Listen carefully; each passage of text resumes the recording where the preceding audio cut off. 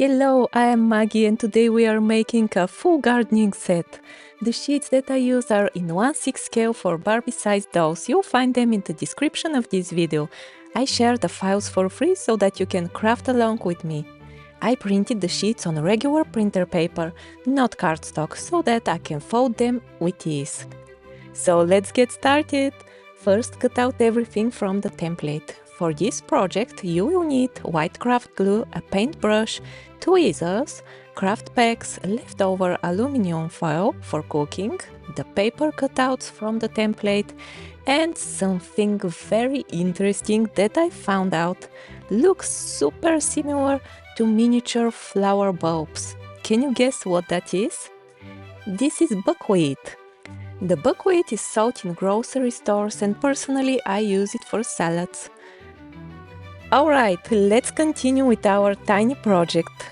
First we will make these cute tiny open boxes with flower bulbs. See how the buckwheat is securely attached and it does not fall even if the box is upside down. Bend on the lines to form the box. Use white craft glue to glue down the tabs. The boxes have a special design so that they have additional walls for support. Fold and glue those walls to the inside of the box so that the box becomes stronger. Repeat for all 4 walls of the box. Fold the flower label in half and glue it to the box. I press with tweezers because this box is so tiny my fingers don't fit. I made the other 2 boxes to be ready to fill with the tiny flower bulbs. For this, I mixed the buckwheat with a generous amount of glue. I'm using the paintbrush to transfer the buckwheat into the box, pressing gently as I go so that everything glues down together nicely. Once it's dry, it has this beautiful glossy finish and there is no risk of spilling the seeds all over the room. I quickly fill the other 2 boxes. This table I did in the dollhouse living room video, so I will use it as a potting station today.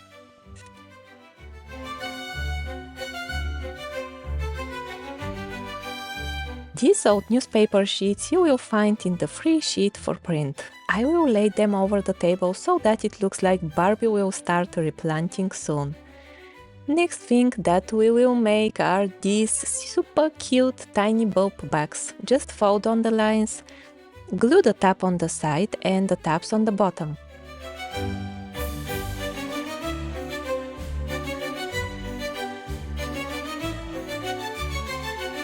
I fill the package with buckwheat seeds. Bend the sides of the package inwards. Then I use my tweezers to bend the top edge of the package twice so that it has a nice finish on top. Apply glue on the top edge, bend once, then apply glue again and bend one more time. Use craft packs to hold until dry. Alright, I made all 3 packages, remove the packs and place the tiny little bags onto the potting table. Next we are going to make this beautiful cacti book. As with most of my book designs, this one also has a cover support template that you need to glue inside the cover.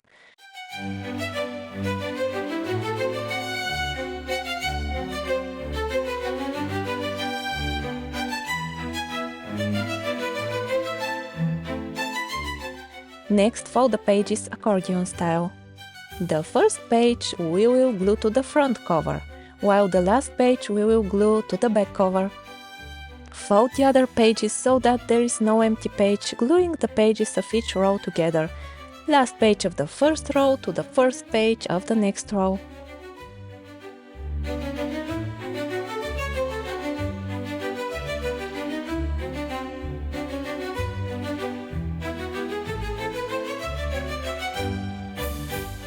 Glue all pages to the book cover.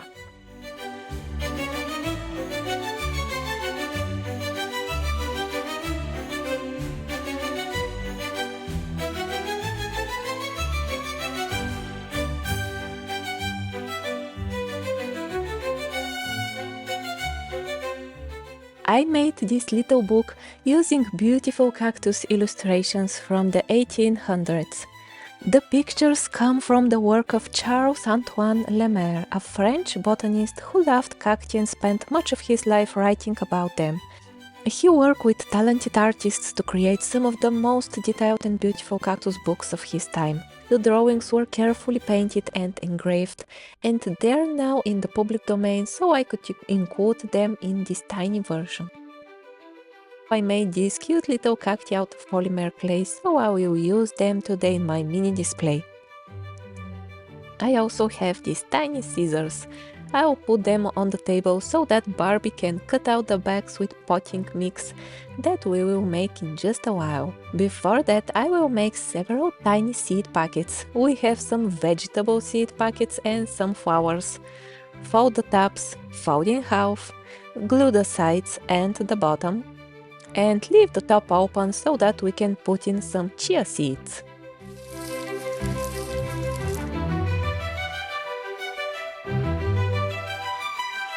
It makes this nice soft rattling noise, just like a real seed packet would do. I made all 8 packets that are included in the sheet. Next, I use tiny coffee stirring sticks to make a small wooden crate for the seed packets. The size of the crate I am going to make will be 2 cm by 3 cm, so I will measure and cut 7 pieces at 2 cm and 7 pieces at 3 cm width. I cut the pieces with wire cutters and sand the ends of each piece with a nail file.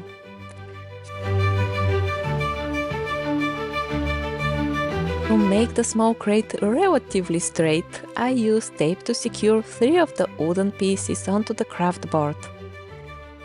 Apply small drops of glue on both sides and lay on top 2 of the 2 cm wide pieces.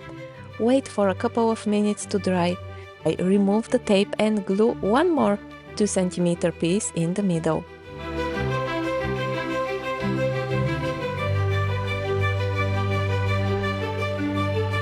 Next, I glue 4 more pieces to the sides of the bottom of the crate.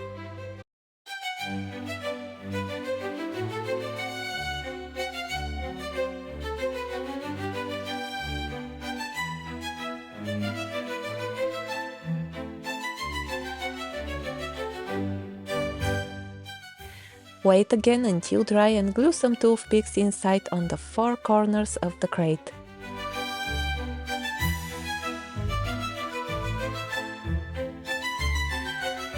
Wait again until they dry. Make some coffee. Glue the other 4 pieces on the 4 sides between the 4 toothpicks, leaving space between them and the first 4 walls.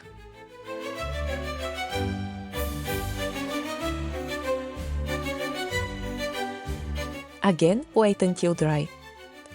Cut out the top edges with the wire cutters and sand with the nail file. Once the crate is done, fill it with the mini seed packets.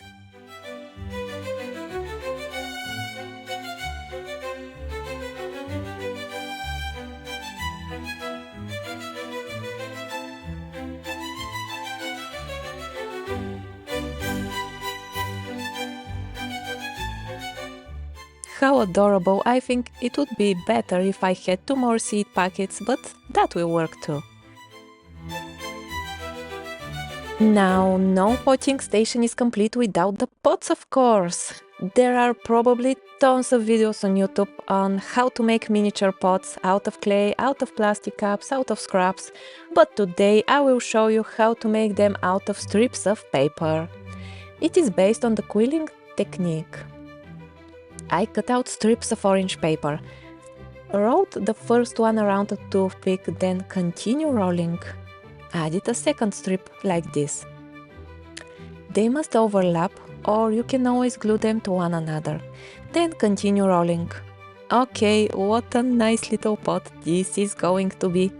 Once you are happy with the size of the circle, you can start shaping the pot by pressing the center of that shape to the outside. Press gently, little by little. Finally, press the pot against the table to shape the bottom flat. I'm quite happy with the result, so I apply a layer of glue to the inside. This is very important so that the pot stays as it is without losing its form by any pressure over it. I wrap 2 more strips of paper around the top edge so that it starts to look more like a pot.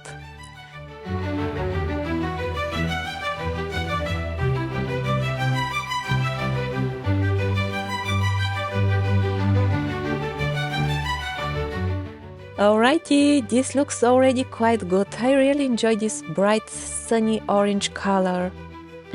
I made one more pot that is middle size and it is still drying. As I said, I really like this color. You may leave it as it is, but I'm very curious if I will be able to paint these pots to look like terracotta pots. So I start by mixing brown, red and white acrylic colors and paint the pot from the outside.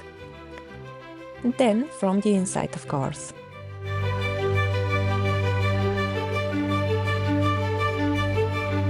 Alright, it doesn't look too bad. I will try adding some white brush strokes to look like the mineral deposits left behind by water on the terracotta pot. They usually appear because of hard water.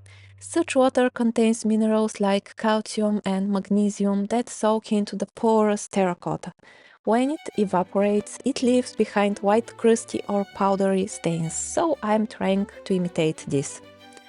I left them to dry for a couple of minutes and this is the final result. Actually, I quite like them. They look pretty good and realistic. Actually, I even like the paper rings that appear visible. Many terracotta pots are made on a potter's wheel. As the clay spins, the potter shapes it by hand or with tools. This process often leaves behind circular ridges or bands as a natural result of forming the pot. These rings can be subtle or quite noticeable depending on the technique, so I don't mind that my pots have rings too. This is a piece of artificial plant that I have at home. It looks like a succulent if I only remove those leaves. I will leave it on the table for my Barbie to plant in the pot once she has some potting mixture. So now we are going to make some bags with flower soil. Fold on the lines and glue the bottom and the side tabs of the potting mix template. This is leftover aluminum foil that I will use to fill the bag to the middle. I will fold the top part of the package twice and glue it down.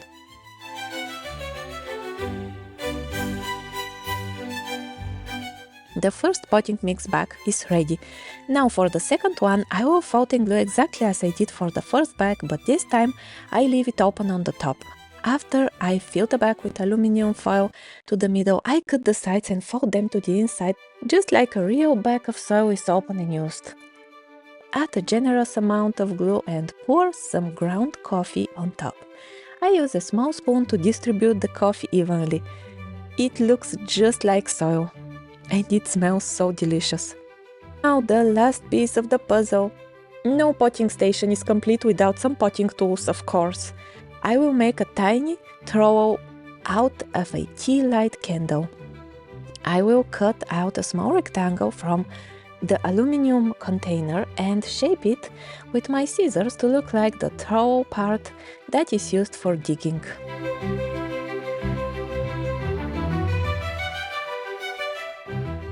For the handle, I'm going to use one of my round wooden sticks.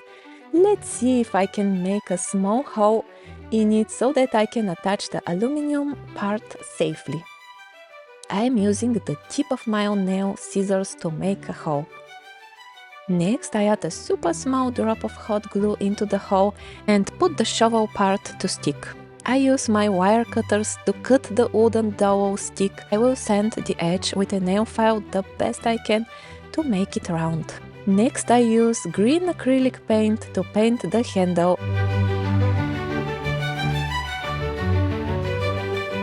And this little thing is even working. If you love miniature crafting and want to explore more, be sure to visit my Etsy shop where you'll find over 100 beautifully designed digital files in 1/6 and 1/12 scales, perfect for your next project. I'd love for you to join our creative community and bring these tiny treasures to life. Thanks so much for joining me today. Check out this next video if you want to see how I made the miniature table I used all the way in this episode. Bye!